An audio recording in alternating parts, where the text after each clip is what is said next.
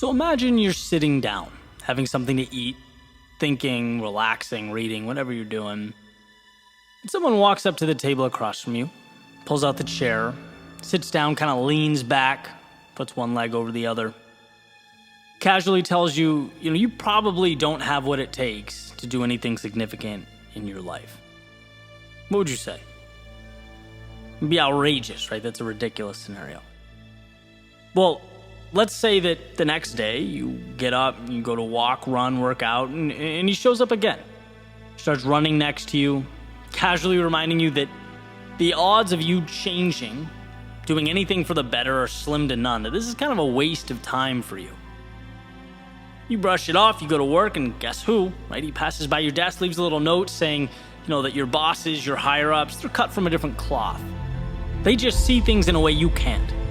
You'd probably tell that person to take a long walk off a short pier, right? Or at the very least, you'd understand how absolutely insane the situation is. People can't just walk up and talk to you like that. But now imagine that same person is you, living rent-free in your head, and here's the catch: you invited him in. You allowed the negativity and the doubt to live there. See, every time I think about that self-talk, I can't help but wonder, in a world of obstacles to navigate and challenges to tackle, why is it acceptable for your biggest obstacle to be you? Why should you allow or be okay with that? And I'm not saying everything's perfect all the time, every thought's pure bliss, but I am posing this question. If you don't believe in yourself, how do you expect anyone else to? If you're not your biggest ally, if you don't respect the person staring back at you in the mirror, how do you expect the world to? Why is our inclination to tense up and refute the negativity from others, but sit back and accept the same nonsense in our own heads? If those words don't support what you're trying to build, I don't care who they're from, where they come from, why they're there, they don't deserve your time. And it's a simple awareness that they are not truth, but merely your fears and your insecurities trying to stop you from becoming who you might be. My biggest leaps in life, they didn't come from physical milestones or benchmarks. They came from mental shifts, convincing myself, believing myself, trusting in myself. When the road is untraveled, when the story is untold, the positive and the negative are both make-believe. They are both fairy tales. They're options, they're theories, and guess what? You get to choose which option, which one will be yours. My favorite quote is, "You are always stronger than you think you are."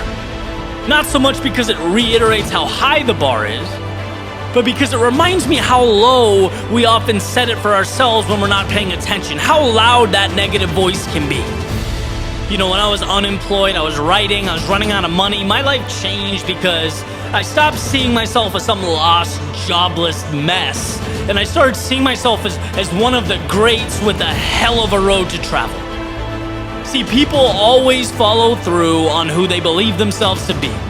I refused to hear that you might fail and the not good enough, and I buckled up for the road ahead. And when you believe you can change and know that the road to your goals will be rocky, it will be uncomfortable, but worth it, you are taking that hostile voice and making him or her a spectator, not a decider of fate. And yeah, you will lose, you can't win all the time, and you will feel stuck, but life's not always smooth sailing, and sure, you'll be mad at yourself, but not every decision is a home run.